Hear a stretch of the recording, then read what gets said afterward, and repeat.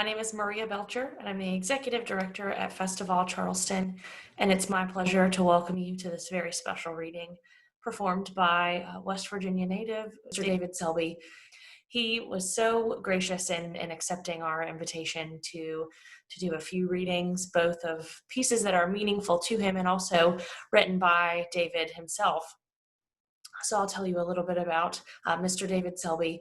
His multifaceted career spans stage, television, and film. He's been involved in live radio theater performances and written books, plays, and poetry, earlier some of which you'll be lucky to hear from today. David's career on stage began in West Virginia. He graduated from West Virginia University with 2 degrees of BS and an MA, and was recognized as a distinguished alumna in May of 1992.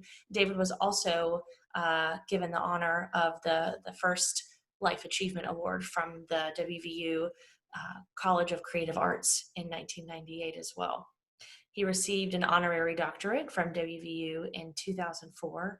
And as you'll hear from him shortly, West Virginia still means a great deal to him and inspires his work even to this day. So we're very thankful that he took some time out of his schedule to be with us and be a part of Festival's virtual 2020 Summer Festival. It's truly something that is a silver lining to having this virtual festival, is that even though David is currently in LA, he is still able to be a part of this and to be connected to his West Virginia roots. So we're very thankful again to have him with us today. Now I will hand the floor over to Mr. David Selby. Hello, everybody. My name is David Selby, and today I have the privilege of reading to you from some of the things I have written over the years. The first reading I want to do for you is from a book of poems called Happenstance. The course of a life is a road of happenstance, with no destination, a burr riding on the pant leg, dropped and left to sprout with no knowledge of where you came, where you are to go, a drifter, an orphan, lonely. No matter how deep you prospect for answers, time passes like in an old bookstore, and somehow you grow enlarged from a child's wants that were lost and cannot be returned. With lips to play the trombone, you cannot be a drummer boy. Walk the queen down the aisle if you are an awkward boy. You stumble into acting because you look like you could. Be ordained a minister because you sound like you could. A wanderer picking at life, a hungry man in a trash can, knowing there is no going back, either riding on or getting off. So you cast the dice, knowing the road does not stop. It only bids farewell. The next poem is from my childhood. It's called The Confectionery. Across from Friend's Grocery, between Ashland Oil and Butcher Dan, the barber man, sat the confectionery. Sweetly commemorated with festering adolescence, talk big and small, dares and challenges, strategies for Halloween, girls and parties and decisions of what are we going to do tonight, where all things important to young boys transpired under the good-natured eyes of proprietor Tom, fat on his chair, egg in his beer. Nose on the checkerboard. You boys hush up. I can't concentrate. I'll get off the phone. This is a business. Put those magazines up. A chorus of golden nugget girls flashed his eyes. He hesitated. His king was jumped. Another game lost. He swallowed the egg, filled the milkshake tins to the brim, watched the boys graduate from comics to sexology, soda to draft beer, and signed, framed, and hung under Youth on Tap a diploma for long and meritorious service upon leaving reluctantly the age of unreality.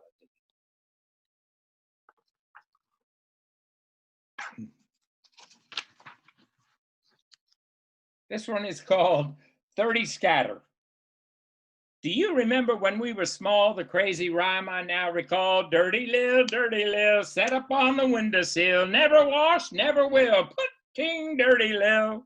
Do you remember summer cries, seeing bats and fireflies, kick the can in the street, twilight games of hide and seek? Do you remember, sure you can, when we were only 10? 1 potato, 2 potato, 3 potato more, 4 potato, 5 potato, 6 potato more, eeny, meeny, miny, mo. That's how the sayings go. Ready or not, you shall be caught. I know you haven't forgot. If you think you've heard enough, but one more just to strut my stuff. Are you the kid who told the kid that I'm the kid who hit the kid around the corner? If you're not the kid who told the kid that I'm the kid who hit the kid around the corner, who is the kid that told the kid that I'm the kid who hit the kid around the corner? Hey, kid? And this one is called Shoemaker's Daughter. Under the Walnut Street Bridge on Pennsylvania Avenue, screamed in darkness, charmed in the arms of a black-eyed shoemaker's daughter. Singing tires and lonely foghorn bit the perfect stillness of virgin lips, pressed glass in their first kiss, the treasured gift of a black-eyed shoemaker's daughter. This next one is called West Virginia. No bluegrass, nor gentility or vanity, Eastern Shore, Buckeye, nor Golden Triangle, where the Ohio worms to the Big Snake. Surrounded, but still the lost island. I write your name, idle fingers through my hair, years and miles away, cooling shadows across your moonlit walls, how majestic and how grand, still a part of me. You reach the marrow, touch the contours of my soul, cradled in your walls, my likeness, even now flavored by your lilting tongue, my short leg from walking your walls, my white face from living in your hollows, my boundaries you drew, teaching step by step to climb your narrow walls, to ride the crest of your highest wave down to other shores, a branded calf, a hill child. Yesterday, suddenly one of your walls before me, a kindred spirit, a piece of scenery that today is struck and cannot be returned. Nothing is free, cry the fallen trees as night floats over another lost green hill, leaving faded lace to blow coldly down my blushing face with dead streams of tears. I hear you, whose ones have paid with lungs and eyes, even lives, for gold dust days, digging for those beyond your walls in their cities of lights, raping your black veins clean, ignoring the faint cry of an endangered soul whose raging shout knows the rains will wash the blood away of good intentions everywhere. Be sentinels on your walls, remembering the fierce, regal falcon who is gentle to its kind. Our next reading, two readings, come from a book of poems called My Mother's Autumn. This was a book of poems that I wrote a good number of years ago upon my mother's passing. It was a way of my dealing with her passing. Spring and mom, two peas in a pod. It is spring. You forget how beautiful it is until it sings, full and flush. Want to go see Mom? Dad wants me to see the headstone he had made for her. The old cemetery sits, secluded in solitude on top of a hill. We walk up through the uneven group by family grave markers. I'm struck by the almost haphazardness in which the markers are placed. The dead are not complaining. For most of them, life was pretty haphazard. Not Mom's life. She knew what she wanted. Not the coal mining town with its oil-soaked road and company-owned houses where the wind and rain whipped through the walls and the coal dust was so thick it was impossible for anything or any person to stay clean for more than an hour. She would not marry a coal miner like her daddy. She would work her fingers to the bone for a nice home, nowhere near a coal tipple, and there was no way in hell her children would end up in the mines. Dad and I linger in silence over Mom's gravestone. This is what it comes down to, in some way, for all of us. Finally, I tell Dad that the headstone is nice and simple. Mom would approve. Sarah Evelyn Selby, born 1919, died 1998. In time, that is all that will be known about my mother, the woman who gave me life, who always had her hand at my back, pushing me on. Like her, I find it hard to rest. So I wonder if death's sleep is welcomed. Spring was Mom's time all the time. She always looked so fresh. I reach down and feel spring's warm light on her headstone. I smile thinking that with spring's help, Mom will raise the dead and get them straightened out.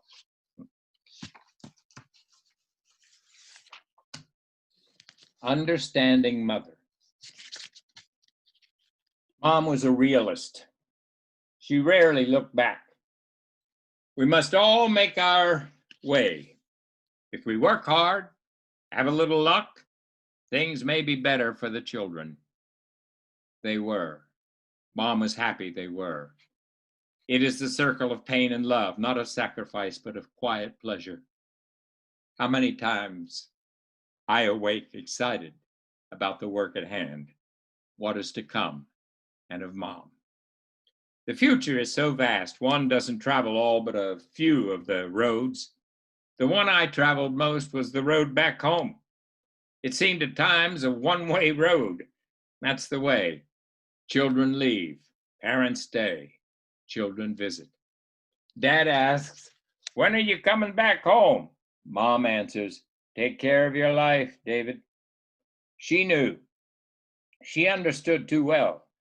Careful to keep the distance between a mother who could hold too close and a son who could cling too tight.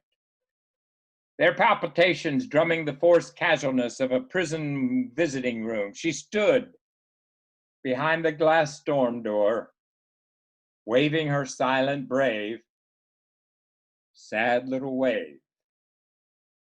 Our eyes holding till I broke away for the road ahead, breathing deeply, fighting such irreplaceable longing. These partings at times like little deaths. As I write through tears, I tell myself, be strong. Your children depend on it. Don't think anything is settled. There is no curtain. Words left unsaid remain unsaid. Because I speak of love and grief, of guilt, of tears, of leavings and stayings. Don't think I can or know how or want to let go.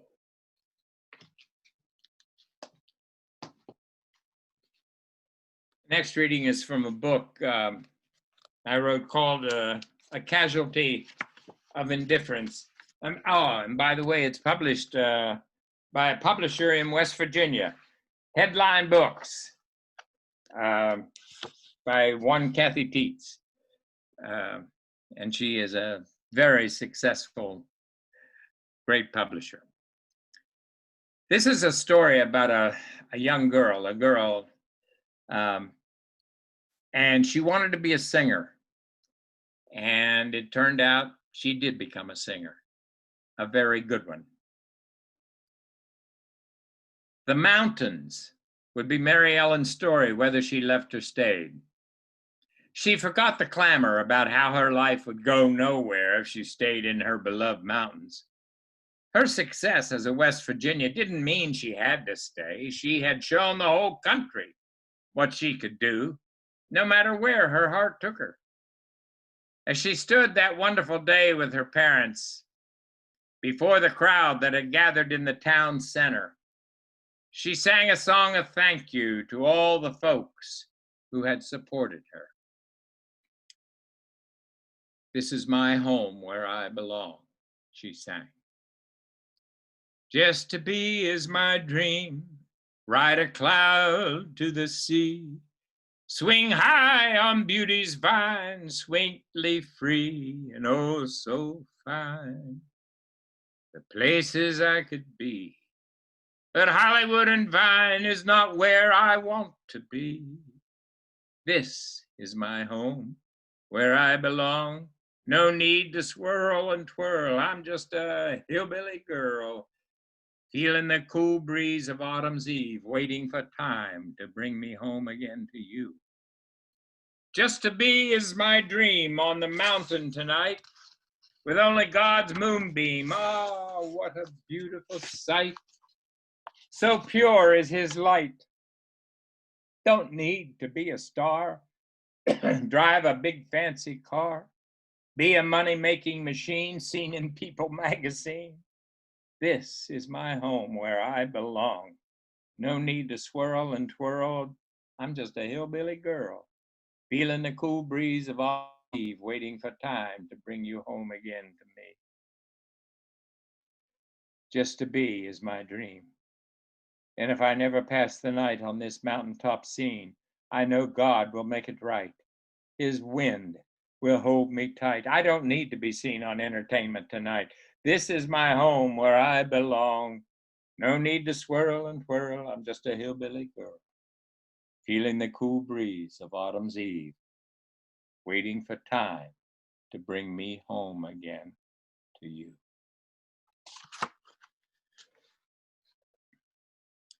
Later that afternoon, after she sang the song, Mary Ellen and her grandfather, as they had many times before, hiked the mountain. It was dusk when they reached the summit. They sat on an outcropping of rocks and looked out across the moonlit sky toward North Carolina. She looked up at her grandfather with a child's love. Walking back down the mountain, Mary Ellen knew she could touch the stars. Our next reading, a couple of different readings, are from a book called A Better Place. And this book called A Better Place is about West Virginia.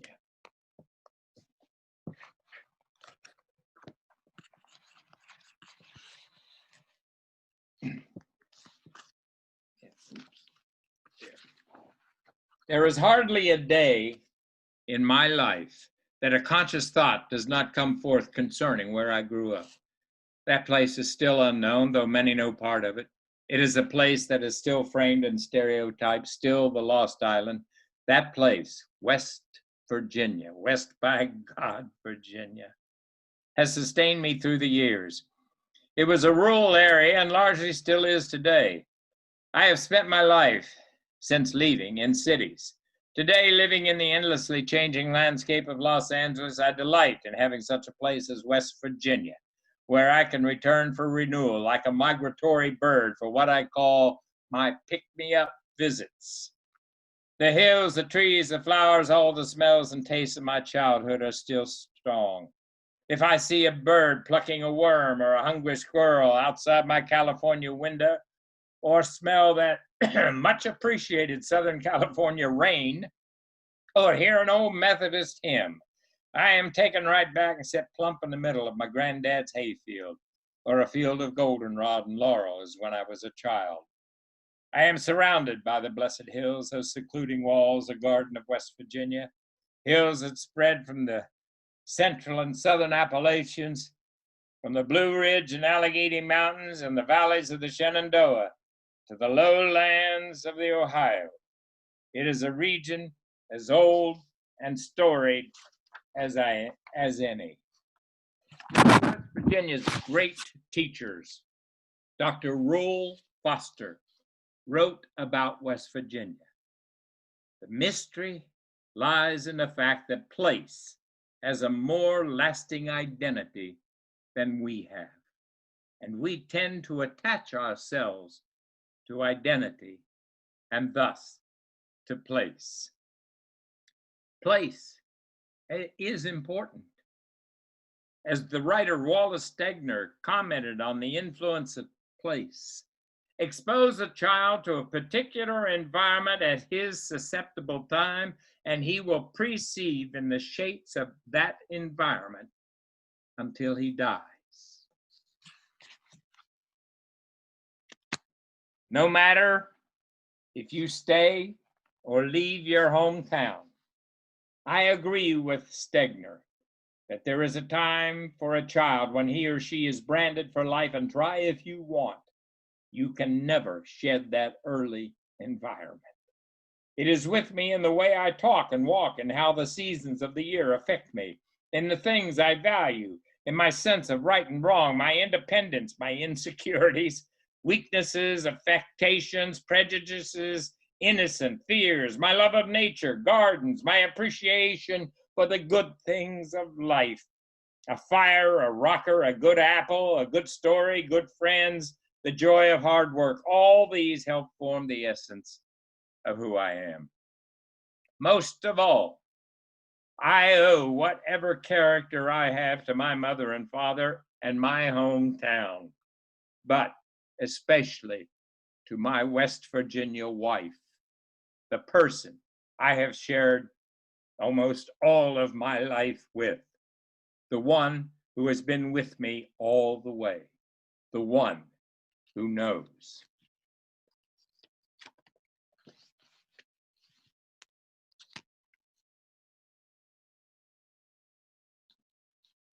In the Odyssey, it is written, each day I long for home, long for the sight of home. My wife and I worked and improvised together tried to build a place, a home, a life together.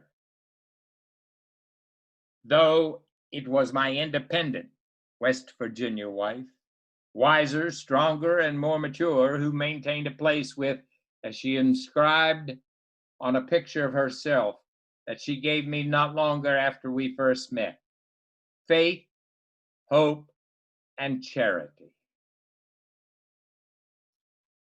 Wherever my wife and I have lived, I have carried baggage from my roots, an actor dependent upon his props. My grandmother Selby's handmade quilt, one of several she made for my family, is on my bed. The hand-etched glass that her sister-in-law gave her when she and Grandpap were married sits on the shelf in our dining room. I recall Grandma rummaging through the smokehouse looking for an item she wanted me to have.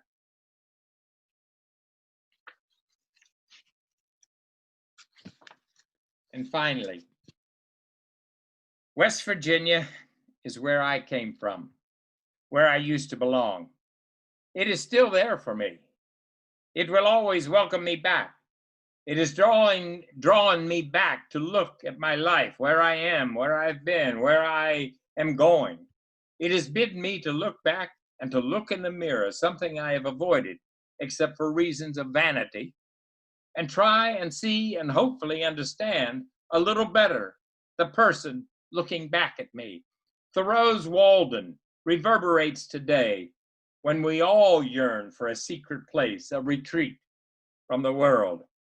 I need my pick-me-up visits to the hills of West Virginia, ever returning to where I came from. People in those hills have good advice to offer. My next reading is from a book I wrote, a book of songs that I wrote called Light and Shadows. And this one is about, it's called Mountain Music. Mountain music's in the air. It's mountaintop time to climb the hill, walk the clouds that hang so still over the hollow fill of remembered moments that accumulate. We rode the waves of rousing cheers, saw the world, met the great. Don't you think it's kind of funny? Don't you think it's kind of strange? When you're nearly out of money, just a little bit of change, that no one seems to care when mountain music's in the air. You came with me, my wife, she did, to the top of the hill, put up with me, and I'm thankful still. But one thing I always knew, I'm nothing without you. Along our mountaintops of measured time, life is but to celebrate. You showed me how and why. Live it now and bow to fate, for it would make a terrible din to have to hear what might have been. All that is grand may we deserve, may we preserve. This gloried land let us deserve. I am the tree, the field you see. My tears are love for what you are, the sky above, the brightest star. I cannot speak of what I feel, but here's a peek at what is real. Don't you think it's kind of funny? Don't you think it's kind of sad? Don't you think it's kind of strange when you're nearly out of money, just a little bit of change, that no one seems to care when mountain music's in the air? You came with me to the top of the hill, put up with me, and I'm thankful still. But one thing I always knew, I'm nothing without you. The sights and sounds that be are not what matter to me. It is the love we sow makes our world grow. I shoo away all other sound and bless the day your silence found. Don't you think it's kind of funny? Don't you think it's kind of strange? I was nearly out of money. Just a little bit of change when I felt your heartfelt care. Your mountain music's everywhere. You came with me to the top of the hill, put up with me, and I'm thankful still. But one thing I always knew, I'm nothing without you. You came with me to the top of the hill, put up with me, and I'm thankful still. But one thing I always knew, I'm nothing without you.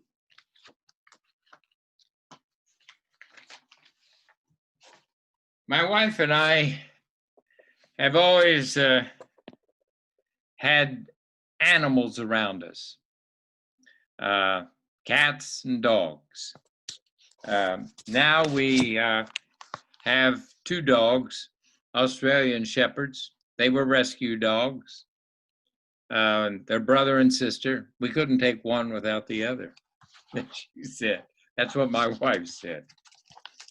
This is a poem written by a lovely, lovely writer that I'm sure many of you know, Mary Oliver.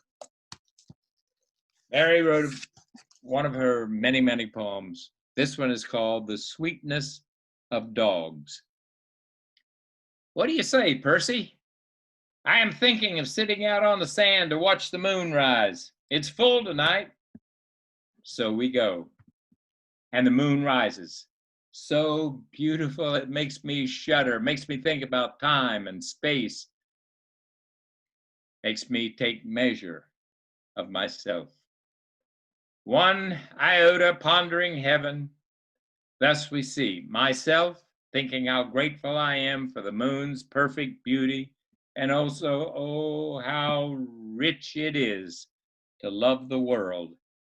Percy, meanwhile, leans against me and gazes up into my face as though I were just as wonderful as the perfect moon.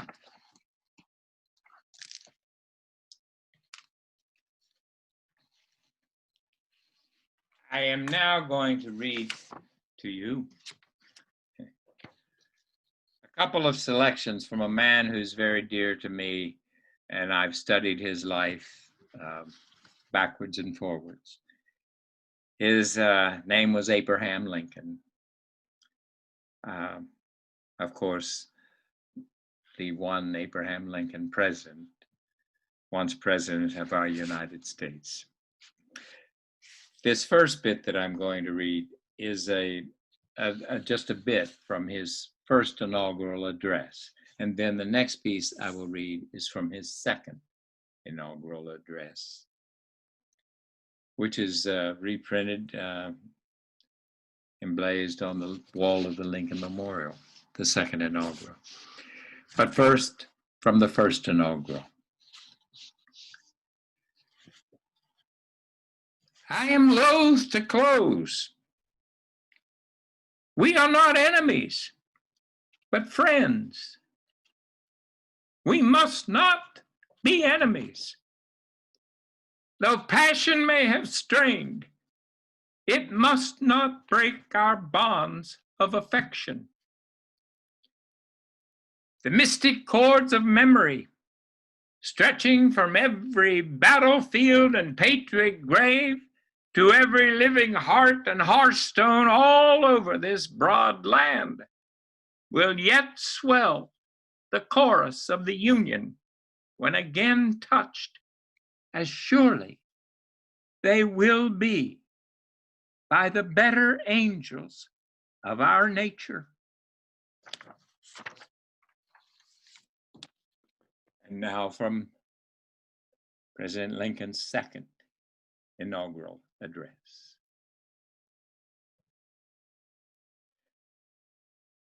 With malice toward none, with charity for all, with firmness in the right as God gives us to see the right, let us strive on to finish the work we are in, to bind up the nation's wounds, to care for him who shall have borne the battle, and for his widow and his orphan, to do all which may achieve and cherish a just and a lasting peace among ourselves and with all nations.